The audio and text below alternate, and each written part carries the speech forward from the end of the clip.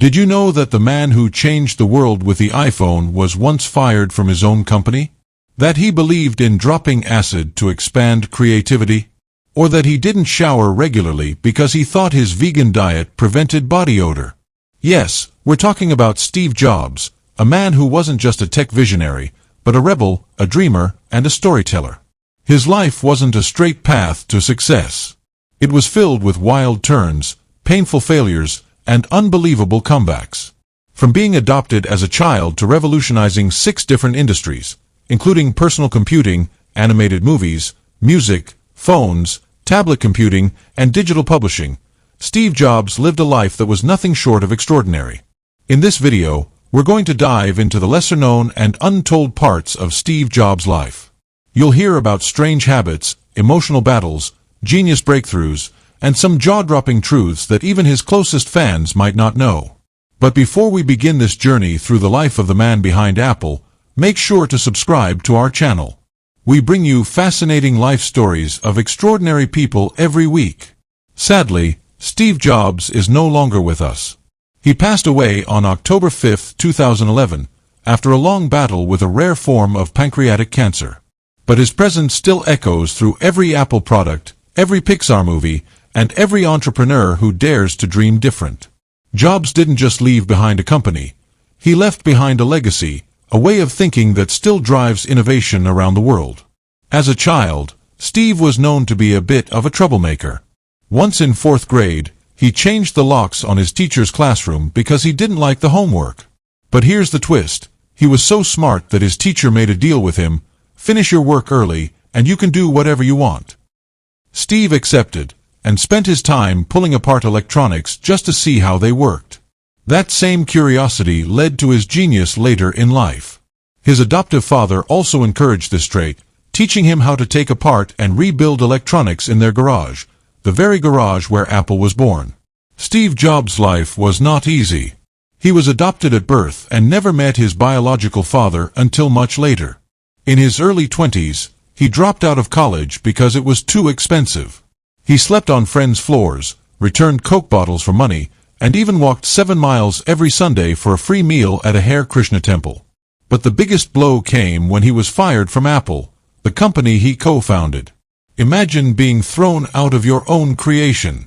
It crushed him. But instead of giving up, Steve used that time to reflect and rebuild. He founded Next and bought Pixar, which would later create classics like Toy Story. Ironically, Apple later bought Next, and Steve Jobs returned to lead Apple, stronger, wiser, and more focused. This period of failure became the foundation for his greatest success. It all began in 1976, in his parents' garage in Los Altos, California. Alongside his friend Steve Wozniak, Jobs started Apple. Their first computer, the Apple I, was hand-built and sold without even a case. But Jobs wasn't just a tech guy. He was a visionary marketer. He saw the potential in creating sleek, user-friendly devices that would make technology accessible to everyone. With the release of the Apple II and later the Macintosh, Apple started to rise. But Steve's intense perfectionism and unorthodox management style led to friction. Eventually, the board sided against him, and Jobs was forced out of his own company in 1985. But that didn't stop him. He launched Next, a company focused on high-end workstations, and bought Pixar from George Lucas. Pixar would later go on to become the most successful animation studio in the world, releasing films like Finding Nemo, Up, and The Incredibles. When Apple acquired Next in 1997, Steve Jobs returned as CEO and launched a series of revolutionary products: the iMac, iPod, iTunes, iPhone, and iPad. Each of these changed the way we live, communicate, and create. Apple went from near bankruptcy to becoming the most valuable company in the world, all under Steve's watch. His genius wasn't just in the products, it was in connecting technology with art and emotion. Steve Jobs didn't just build gadgets, he reimagined the future. His speeches, especially the one at Stanford University in 2005, still inspire millions.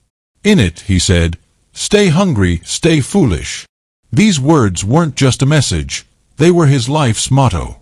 Even during his final years battling cancer, Steve worked tirelessly, helping design the Apple campus and influencing future products. He was a visionary to the end. But perhaps the most powerful part of Steve's story is that he was never perfect.